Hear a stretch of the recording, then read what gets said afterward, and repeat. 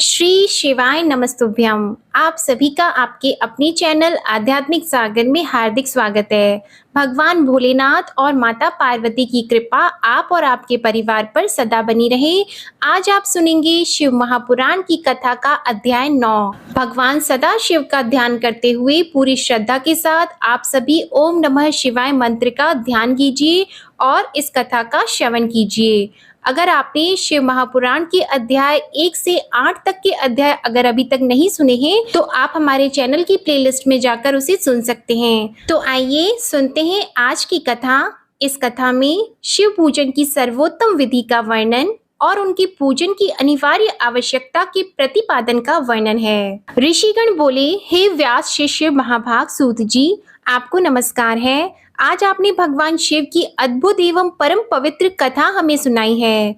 उसमें अद्भुत, महादिव्य तथा कल्याणकारिणी लिंग उत्पत्ति की कथा हम लोगों ने सुनी, जिसके प्रभाव को सुनने से इस लोक में दुखों का नाश हो जाता है। हे दयानिधि, ब्रह्मा और नारद जी के संवाद के अनुसार आप हमें शिव पूजन की वह विधि बताइए जिससे भगवान शिव संतुष्ट होते हैं। ब्राह्मण आदि सभी वर्ण शिव की पूजा करते हैं, वह पूजन कैसे करना चाहिए? आपने व्यास जी के मुख से इस विषय को जिस प्रकार सुना हो वह बताइए। महर्षियों का वह कल्याणप्रद एवं श्रुति सम्मत वचन सुनकर सूत जी उन मुनियों के प्रश्न के अनुसार सब बातें प्रसन्नता पूर्वक बताने लगे। सूत जी बोले, हे मुनीश्वरों, जैसे आप लोग पूछ रहे हैं उसी तरह पूर्व काल में व्यास जी ने सनत कुमार जी से पूछा था, फिर उसे उपमन्यु जी ने भी सुना था। तब व्यास जी ने शिव पूजन आदि जो भी था उसे सुनकर लोकहित की कामना से मुझे पढ़ा दिया था। इसी विषय को भगवान श्री कृष्ण ने महात्मा उपमन्यु से सुना था। पूर्व काल में ब्रह्मा जी ने नारद जी से इस विषय में जो कुछ कहा था वही इस समय मैं कहूँगा। ब्रह्मा जी बोले, हे नारद, मैं संक्षेप में लिंग पूजन की विधि बता रहा हूँ, सुनिए। हे मुनि, इसका वर्णन 100 वर्षों में भी नहीं किया जा सकता है।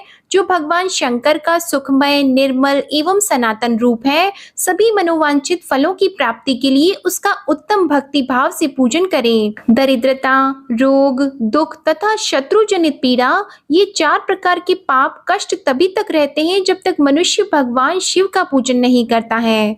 भगवान शिव की पूजा होते ही सारे दुख विलीन हो जाते हैं और समस्त सुखों की प्राप्ति होती है। तत्पश्चात समय आने पर उपासक की मुक्ति भी हो जाती है।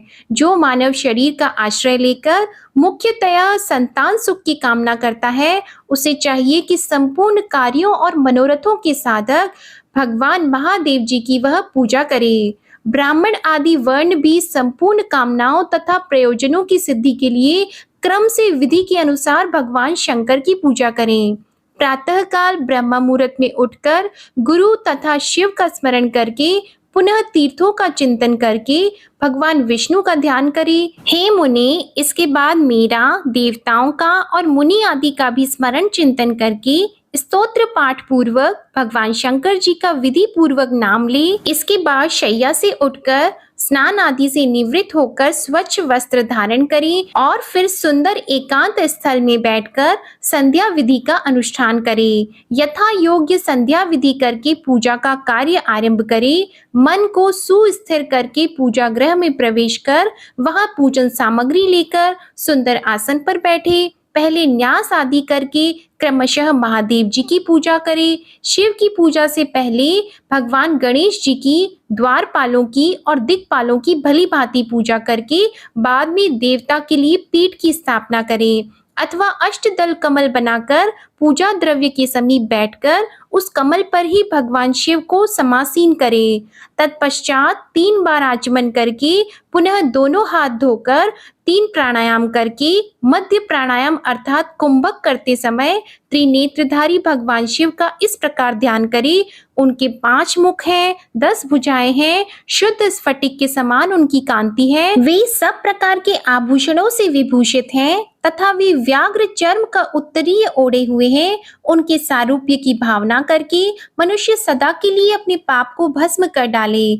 इस प्रकार की भावना से युक्त होकर वहां पर शिव को प्रतिष्ठापित कर उन परमेश्वर की पूजा करें। शरीर शुद्धि करके मूल मंत्र का क्रमशः न्यास करें अथवा सर्वत्र प्रणव से ही षडंग न्यास करें।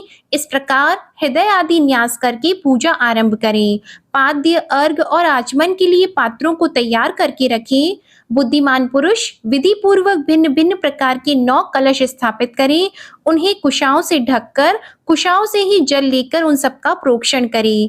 उन सभी पात्रों में शीतल जल डालें। इसके पश्चात बुद्धिमान पुरुष देखभाल कर प्रणव मंत्र के द्वारा उनमें इन द्रव्यों को डालें। खस और चंदन को पाद्य पात्र में रखें। चमेली के फूल, शीतल चीनी, कपूर, बड़ की जड़ तथा तमाल, इन सबको यथोचित रूप से कूट और पीसकर चूर्ण बनाकर आचमनीय पात्र में डाल दें। यह सब चंदन सहित सभी पात्रों में डालना चाहिए। देवादिदेव महादेव के पार्श्व भाग में नंदीश्वर का पूजन करें। गंध, धूप, दीप आदि विविध उपचारों से भगवान शिव की पूजा करें। फिर प्रसन्नता पूर्वक लिंग शुद्धि करके मनुष्य उचित रूप से मंत्र समूहों के आदि में प्रणव तथा अंत में नमः पद जोड़कर उनके द्वारा इष्ट देव के लिए अथवा प्रणव का उच्चारण करके स्वस्ति, पद्मा आदि आसन की कल्पना करे।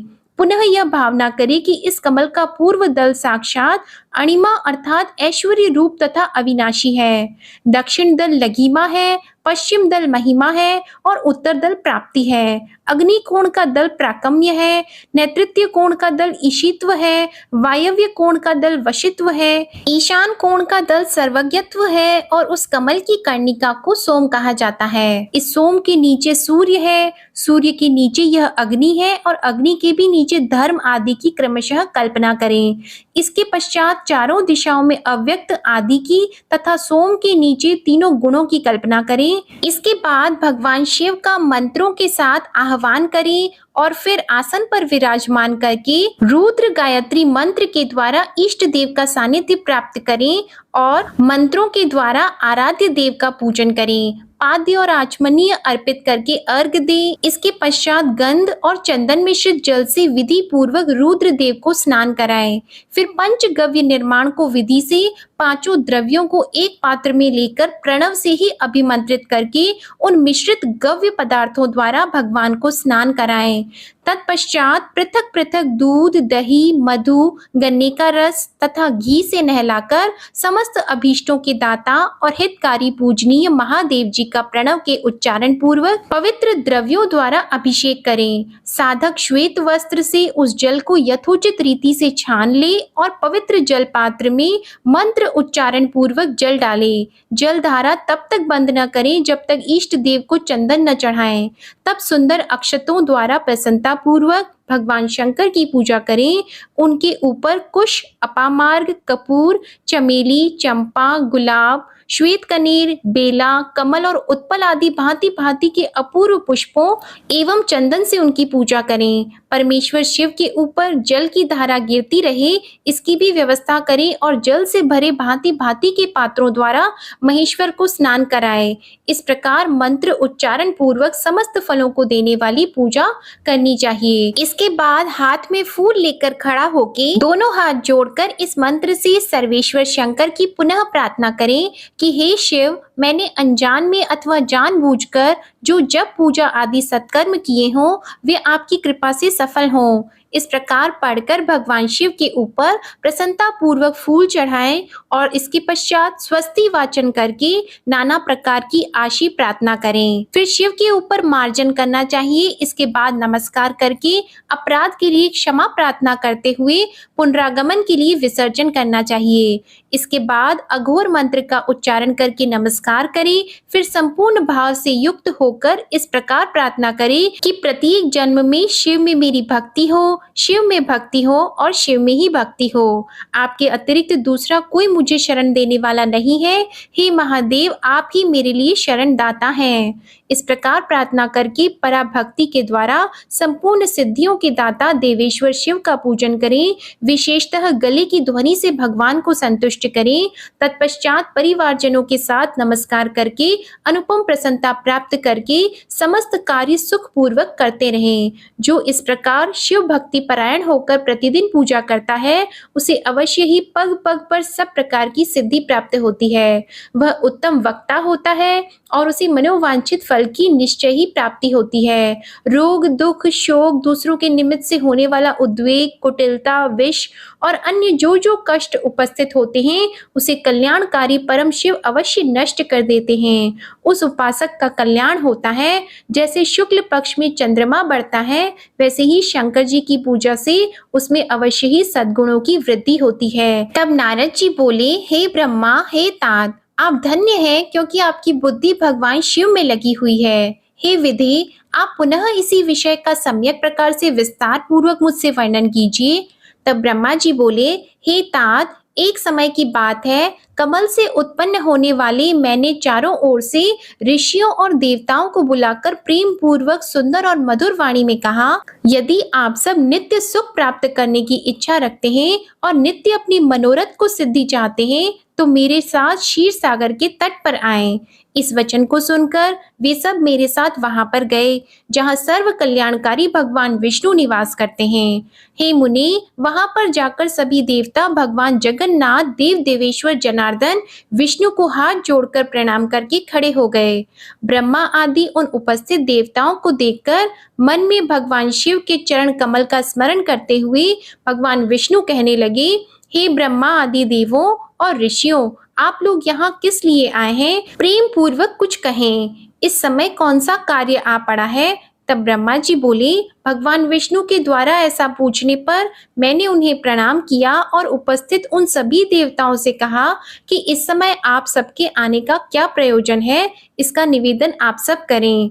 देवता बोले, हे भगवान विष्णु, किसकी सेवा है जो सभी दुखों को दूर करने वाली है, जिसको कि हमें नित्य करना चाहिए? देवताओं का यह वचन सुनकर भक्त वत्सल भगवान विष्णु देवताओं सहित मेरी प्रसन्नता के लिए कृपा पूर्वक यह वाक्य कहने लगे, हे ब्रह्मा, देवों के साथ आपने पहले भी इस विषय में सुना है, किंतु आज पुनः आपको और देवताओं को बता रहा हूँ कि सभी दुखों को दूर करने वाले भगवान शंकर जी की ही सदा सेवा करनी चाहिए। यह बात स्वयं भगवान शिव ने विशेषकर मुझसे और ब्रह्मा जी से भी कही थी। इस अद्भुत दृष्टांत को आप सब लोगों ने भी देखा है, अतः सुख चाहने वाले लोगों को कभी भी उनका पूजन नहीं छोड़ना चाहिए।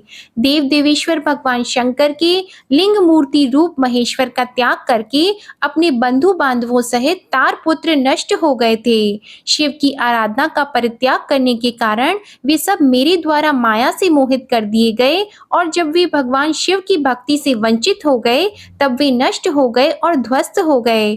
अतः हे देव सत्तम, लिंग मूर्ति धारण करने वाले भगवान शंकर को विशेष श्रद्धा के साथ सदैव पूजा एवं सेवा करनी चाहिए। शिवलिंग की पूजा करने से ही देवता, दैत्य, हम और आप सभी श्रेष्ठता को प्राप्त कर सके हैं। हे ब्रह्मा, आपने उसे कैसे भुला दिया? इसलिए जिस किसी भी तरह से भगवान शिव के लिंग का पूजन नित्य करना ही चाहिए। हे ब्रह्मा, सभी मनोकामनाओं की पूर्ति के लिए देवताओं को भगवान शिव की पूजा करनी चाहिए। ब्रह्मा जी बोले, श्री भगवान विष्णु ने जब देवताओं से ऐसा कहा तब उन्होंने साक्षात हरि को प्रणाम करके मनुष्यों की समस्त कामनाओं की प्राप्ति के लिए उनसे शिवलिंग देने की प्रार्थना की।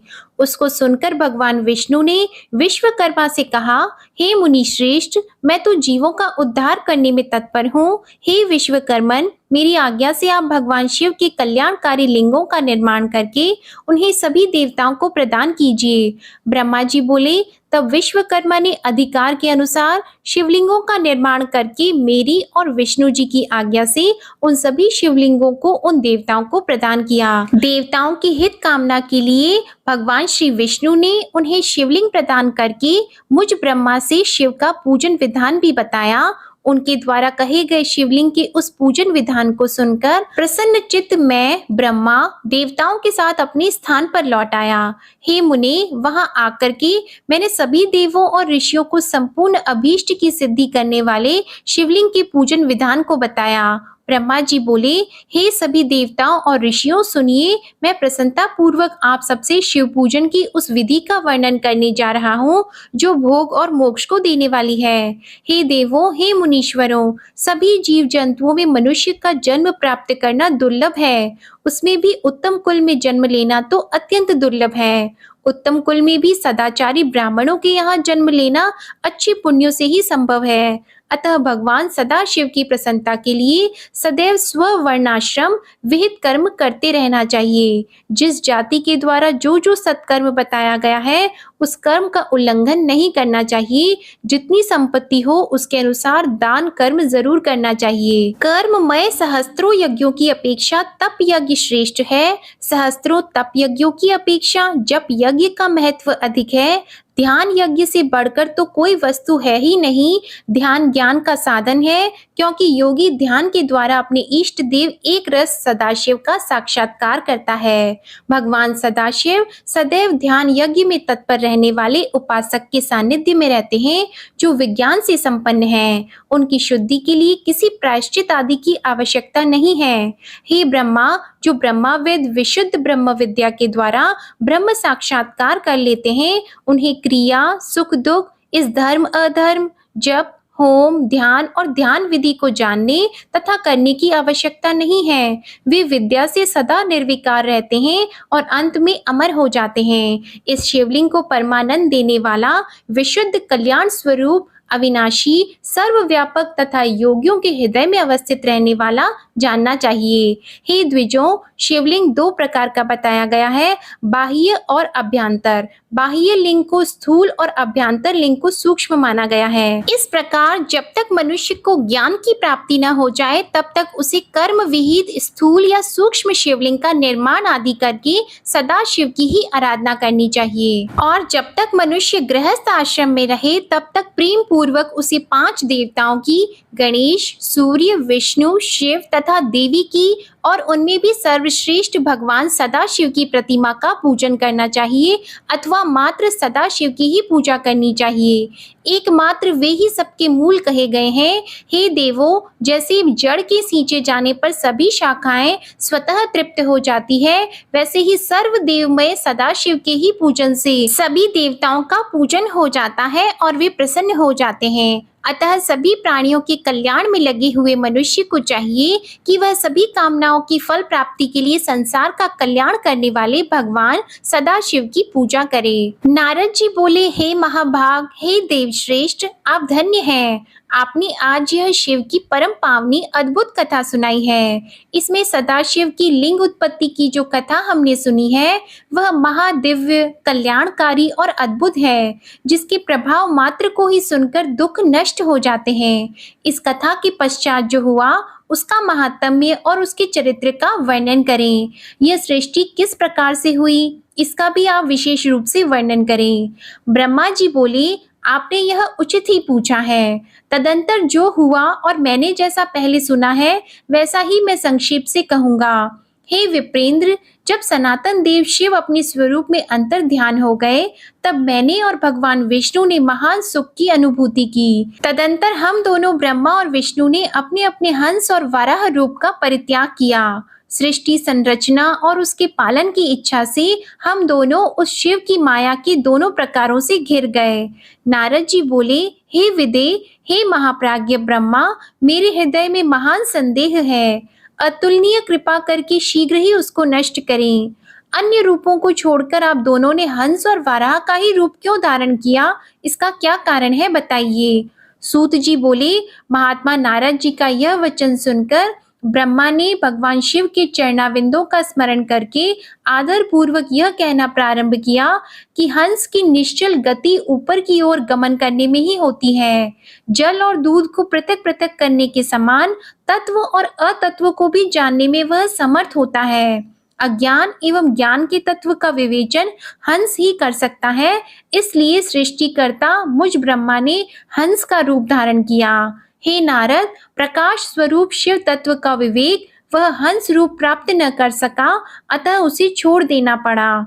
सृष्टि संरचना के लिए तत्पर प्रवृत्ति को ज्ञान की प्राप्ति कैसे हो सकती है? जब हंस रूप में मैं नहीं जान सका तो मैंने उस रूप को छोड़ दिया। नीचे की ओर जाने में वाराह की निश्चल गति होती है, इसलिए भगवान विष्णु ने शिव जी के अद्भुत लिंग के मूल भाग में पहुंचने की इच्छा से वाराह का ही रूप धारण किया, अथवा संसार का पालन करने वाले विष्णु जी ने वाराह कल्प को बनाने के लिए उस रूप को धारण किया। जिस दिन भगवान ने उस रूप को धारण किया, उसी दिन से वह श्वेत वाराह संज्ञक कल्प प्रारंभ हुआ था, अथवा उन महेश्वर की जब यह इच्छा हुई कि विवाद में फंसे हम दोनों के द्वारा हंस और वाराह का रूप धारण किया जाए, उसी दिन से उस वाराह नाम के कल्प का भी प्रादुर्भाव हुआ। हे नारद, हे मुनि, अब सदा शिव के चरण कमल का स्मरण करके मैं सृष्टि सृजन की विधि बता रहा हूँ। ब्रह्मा जी बोले, हे मुनि, जब महादेव जी अंतर ध्यान हो गए, तब मैं उनकी आज्ञा का पालन करने के लिए ध्यान मग्न होकर कर्तव्य का विचार करने लगा। उस समय भगवान शंकर को नमस्कार करके श्री हरि से ज्ञान पाकर परमानंद को प्राप्त होकर मैंने सृष्टि करने का ही निश्चय किया। हे तात, भगवान विष्णु भी वहां सदा शिव को प्रणाम करके मुझे उपदेश देकर तत्काल अदृश्य हो गए। वे ब्रह्मांड से बाहर जाकर भगवान शिव की कृपा प्राप्त करके वैकुंठ धाम में पहुंचकर सदा वहीं रहने लगे। मैंने सृष्टि की इच्छा से भगवान शिव और विष्णु का स्मरण करके पहले रचे हुए जल में अपनी अंजलि डालकर जल को ऊपर की ओर उछाला। इससे वहां 24 तत्वों वाला एक अंड प्रकट हुआ। हे विप्र, उस जल रूप अंड को मैं देख भी न सका, इतने में वह विराट आकार वाला हो गया। उसमें चेतनता न देखकर मुझे बड़ा संशय हुआ और मैं अत्यंत कठोर तप करने लगा। 12 वर्षों तक मैं भगवान विष्णु के चिंतन में लगा रहा। हे तात, उस समय के पूर्ण होने पर भगवान स्वयं प्रकट हुए और बड़े प्रेम से मेरे अंगों का स्पर्श करते हुए मुझसे प्रसन्नता पूर्वक कहने लगे। विष्णु जी बोले, हे ब्रह्मा, आप वर मांगिए, मैं प्रसन्न हूँ। मुझे आपके लिए कुछ भी अदेय नहीं है। भगवान शिव की कृपा से मैं सब कुछ देने में समर्थ हूँ। ब्रह्मा जी बोले, हे महाभाग, आपने जो मुझ पर कृपा की है वह सर्वथा उचित ही है, क्योंकि भगवान शंकर ने मुझे आपके हाथों में सौंप दिया था। हे विष्णु, आपको नमस्कार है। आज मैं आपसे जो कुछ मांगता हूँ उसे दीजिए। हे प्रभु, यह विराट रूप तथा 24 तत्वों से बना हुआ अंड किसी तरह चेतन नहीं हो रहा है, यह जड़ीभूत दिखाई देता है। हे हरे, इस समय भगवान शिव की कृपा से आप यहाँ प्रकट हुए हैं, अतः शंकर की शक्ति से संभूत इस अंड में चेतनता लाइए। मेरे ऐसा कहने पर शिव जी की आज्ञा तत्पर रहने वाले महाविष्णु ने अनंत रूप का आश्रय लेकर उस अंड में प्रवेश किया। उस समय उन परम पुरुष के सहस्त्रों मस्तक, सहस्त्रों नेत्र और सहस्त्रों पैर थे। उन्होंने भूमि को सब ओर से घेरकर उस अंड को व्याप्त कर लिया। मेरे द्वारा भली भांति स्तुति किए जाने पर जब श्री विष्णु ने उस अंड में प्रवेश किया, पाताल से लेकर सत्यलोक तक की अवधि वाले उस अंड के रूप में वहां विराट श्री हरि ही विराज रहे थे। पंचमुख महादेव ने केवल अपने रहने के लिए सुरम्य कैलाश नगर का निर्माण किया, जो सब लोकों से ऊपर सुशोभित होता है। हे देवर्षि, संपूर्ण ब्रह्मांड का नाश हो जाने पर भी वैकुंठ और कैलाश उन दोनों का कभी नाश नहीं होता। हे मुनि श्रेष्ठ, मैं सत्य लोक का आश्रय लेकर रहता हूँ। हे तात, महादेव जी की आज्ञा से ही मुझ में सृष्टि रचने की इच्छा उत्पन्न हुई है। हे तात, जब मैं सृष्टि को इच्छा से चिंतन करने लगा, उस समय पहले मुझसे पाप पूर्ण तमोगुणी सृष्टि का प्रादुर्भाव हुआ, जिसे अविद्या पंचक पंच पर्वा अविद्या कहते हैं। उसके पश्चात प्रसन्न चित्त मैंने स्थावर संज्ञक मुख्य सर्ग की रचना की, जो सृष्टि सामर्थ्य से रहित था। पुनः शिव की आज्ञा से मैंने ध्यान किया। उस मुख्य सर्ग को वैसा देखकर अपना कार्य साधने के लिए सृष्टि करने के इच्छुक मैंने दुख से परिपूर्ण तिरछे उड़ने वाले सर्ग का सृजन किया। वह भी पुरुषार्थ साधक नहीं था। उसे भी पुरुषार्थ साधन की शक्ति से रहित जानकर जब मैं पुनः सृष्टि का चिंतन करने लगा, तब मुझसे शीघ्र ही तीसरे सात्विक सर्ग का प्रादुर्भाव हुआ, जिसे ऊर्ध्व स्त्रोता कहते हैं। यह देव सर्ग के नाम से विख्यात हुआ। यह देव सर्ग सत्यवादी तथा अत्यंत सुखदायक है। उसे भी पुरुषार्थ साधन से रहित मानकर मैंने अन्य सर्ग के लिए अपने स्वामी श्री शिव का चिंतन आरंभ किया। तब भगवान शंकर की आज्ञा से एक रजोगुणी सृष्टि का प्रादुर्भाव हुआ, जिसे चौथा सर्ग कहा गया है। जो मनुष्य सर्ग कहलाता है, वह सर्ग पुरुषार्थ साधन का अधिकारी हुआ। तदंतर महादेव जी की आज्ञा से भूत आदि की सृष्टि भूत सर्ग पांचवा सर्ग हुई। इस प्रकार मैंने 5 प्रकार की सृष्टि की। इनके अतिरिक्त 3 प्रकार के सर्ग मुझ ब्रह्मा और प्रकृति के सानिध्य से उत्पन्न हुए। इनमें पहला महतत्व का सर्ग है, दूसरा सूक्ष्म भूतों का अर्थात तन्मात्राओं का सर्ग और तीसरा वैकारिक सर्ग कहलाता है। इस तरह ये 3 प्राकृत सर्ग हैं। प्राकृत और वैकृत दोनों प्रकार के सर्ग को मिलाने से 8 सर्ग होते हैं। इनके अतिरिक्त 9वां कौमार सर्ग है, जो प्राकृत और वैकृत भी है। इन सबके अवान्तर भेद हैं। अब मैं द्विजात्मक सर्ग का वर्णन कर रहा हूँ। इसी का दूसरा नाम कौमार सर्ग है, जिसमें सनक सनंदन आदि कुमारों की महान सृष्टि हुई। सनक आदि मेरे 5 मानस पुत्र हैं, जो मुझ ब्रह्मा के ही समान हैं। वे महान वैराग्य से संपन्न और उत्तम व्रत का पालन करने वाले हुए। उनका मन सदा भगवान शिव के चिंतन में ही लगा रहता है। वे संसार से विमुख एवं ज्ञानी हैं। उन्होंने मेरे आदेश देने पर भी सृष्टि के कार्य में मन नहीं लगाया। हे मुनि श्रेष्ठ, सनकादि कुमारों के दिए हुए नकारात्मक उत्तर को सुनकर मैंने बड़ा भयंकर क्रोध प्रकट किया, किंतु हे नारद, मुझे मोह हो गया। हे मुनि, क्रोध और मोह से मुझ ब्रह्मा के नेत्र क्रोधवश आंसू की बूंदें गिरने लगी। उस अवसर पर मैंने मन ही मन भगवान विष्णु का स्मरण किया। वे शीघ्र ही वहां आ गए और मुझे समझाते हुए कहने लगे, आप भगवान शिव की प्रसन्नता के लिए तपस्या कीजिए। हे मुनि श्रेष्ठ, श्री हरि ने जब मुझे ऐसी शिक्षा दी, तब मैं महाघोर एवं उत्कृष्ट तप करने लगा। सृष्टि के लिए तपस्या करते हुए मेरी दोनों भौहों और नासिका के मध्य भाग से, जो उनका अपना ही अविमुक्त नामक स्थान है, महेश्वर की 3 मूर्तियों में अन्यतम पूर्णांश सर्वेश्वर एवं दया सागर भगवान शिव अर्धनारीश्वर रूप में प्रकट हुए। जो जन्म से रहित, तेज की राशि, सर्वज्ञ तथा सर्वकर्ता है, उन नील लोहित नामधारी भगवान उमा वल्लभ को सामने देखकर बड़ी भक्ति से मस्तक झुकाकर उनकी स्तुति करके मैं बड़ा प्रसन्न हुआ और उन देव देवेश्वर से बोला, हे प्रभु, आप विविध जीवों की सृष्टि करें।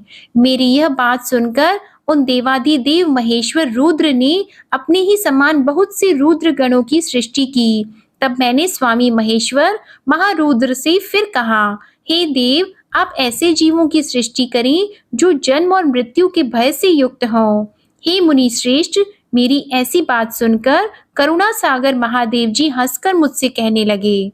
महादेव जी बोले, विधि, मैं जन्म और मृत्यु के भय से युक्त अशोभन जीवों की सृष्टि नहीं करूंगा, क्योंकि वे कर्मों के अधीन होकर दुख के समुद्र में डूबे रहेंगे। मैं तो गुरु का स्वरूप धारण करके उत्तम ज्ञान प्रदान करके दुख के सागर में डूबे हुए उन जीवों का उद्धार मात्र करूंगा, उन्हें पार करूंगा। हे प्रजापति, दुख में डूबे हुए समस्त जीवों की सृष्टि तो आप करें। मेरी आज्ञा से इस कार्य में प्रवृत्त होने के कारण आपको माया नहीं बांध सकेगी। ब्रह्मा जी बोले, मुझसे ऐसा कहकर श्रीमान भगवान नील लोहित महादेव मेरे देखते ही देखते अपने पार्षदों के साथ तत्काल अंतर ध्यान हो गए। ओम नमः शिवाय। आज की कथा समाप्त होती है। उम्मीद करती हूँ आपको आज की कथा पसंद आई होगी। अगर अच्छी लगी हो तो वीडियो को लाइक करें और आने वाली कथा को भी इसी तरह प्रेम से आप सुनिएगा। इसके लिए आप हमारे चैनल को सब्सक्राइब कर लें और बेल आइकन भी दबाएं। धन्यवाद।